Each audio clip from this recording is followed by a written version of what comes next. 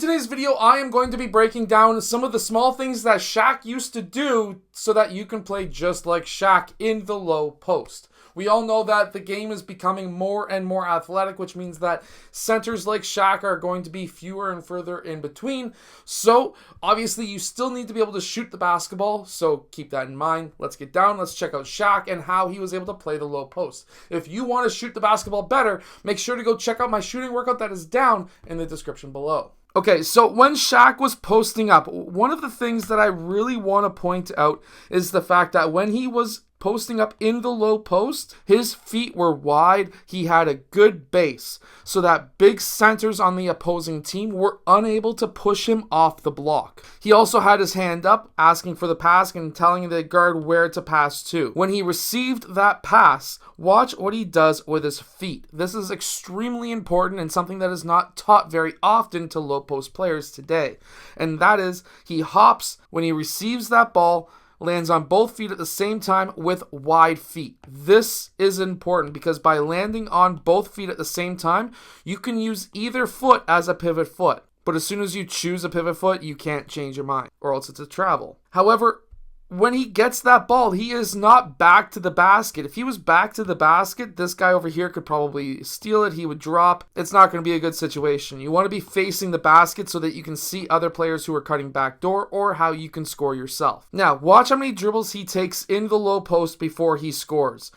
Exactly one dribble before he goes for that dunk. From your post up to the basket, you are only able to take one, maybe two dribbles at max. Now, as soon as he chooses that pivot foot, he takes a big step forward, takes that dribble. He times the dribble with this step. That's extremely important so that he is unable to be called for a travel. When he goes for the spin move, look at where his foot is. When he goes for the spin move, he puts his foot behind the foot of that defender, because now that defender is going to be locked out. As soon as Shaq makes that spin, there is nothing that this defender is going to be able to do. He's going to be spending a lot of time lifting his foot up and then trying to plant it back down so that he can still have position on Shaq. However, that doesn't matter because now Shaq steps forward with his pivot. He's cleared out David Robinson, and then he was able to go straight up for that big dunk on the big man. You can really see the spin move in his foot placement right here. By getting your foot right behind that defender's foot, there is going to be absolutely nothing that this man can do to be able to defend Shaq. And now, because by locking that foot out, Shaq now uses his body to be able to move David Robinson out of his way.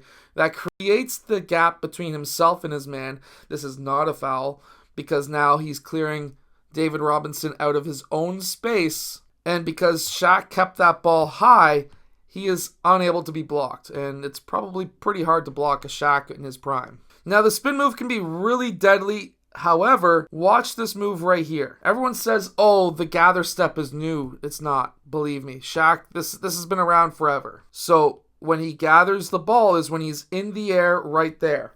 He's gathered the ball. That right foot is on the ground, which means that that shot fake is legal and he can still step through. Shot fake, step through, and in this case, a dunk. One of the things that Shaq was really well known for was dunking. The reason why this is so important because now, of course, he's spinning into his man, shot fake. Now, he could easily just go up for the layup. Nobody's going to be blocking him anyways. However, the idea behind dunking it here, if you can dunk a basketball off of 2 feet as Shaq can do here and you don't do that, you are allowing the other team to still have momentum.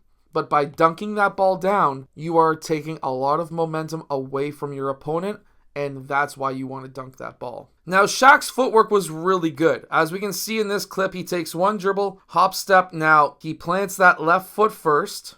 He's behind the backboard, which would be an impossible shot going up into that defender. A lot of players make that mistake where they're behind the backboard and they try to go into that defender to try to get that and one to get that basket. It's not going to work. This man has position. You ain't going through him. And if you do, the referees are probably not going to call you for a foul, or call a foul on this guy. So because of that, Shaq then spins back off of that man, still kept his pivot foot planted, and then he was able to go up strong at the rim. Now you can ask yourself, what would be a higher percentage shot, going into the man from behind the backboard, or using your pivot, now getting beside the rim so that now you go into that man, but you're in a better position here instead of here. This is why footwork is so important if you are a center. Now in this spin move right here, watch what he's able to do with his off arm. Instead of getting his foot behind the defender's foot, he's pivoting off of that inside foot. He's using his upper body, shoulder, and elbow to be able to lock the man out behind him so that he's able to then finish at the rim. There's different ways of locking your defender out. I also want to point out one thing. Watch how many dribbles he takes. 1 dribble, 2 dribble. As soon as he took that second dribble, he got a second man coming on to guard him. That's why you want to stick to less than 2 dribbles. If he took a third, that ball would have been stolen. 1 or 2 dribbles max, that's it, or else you're getting that ball stolen. But then being able to use your upper body to be able to lock that defender out is huge.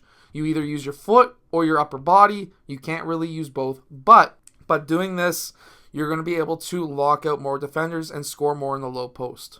So make sure to go check out my shooting workout that is down in the description below. I hope that this video does help you become a better low post player. If it does, hit that like button and subscribe, and I will see you guys again in my next video.